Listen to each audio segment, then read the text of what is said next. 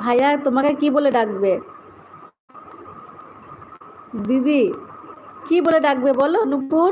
দিদি বলবে না আন্টি বলবে না দাদি বলবে, কি কি বলবে আগে বলো?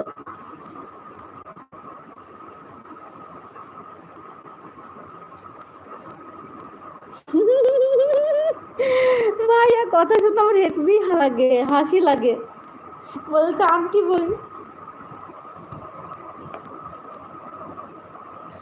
তুমি দুটো কমেন্ট মিস করেছো।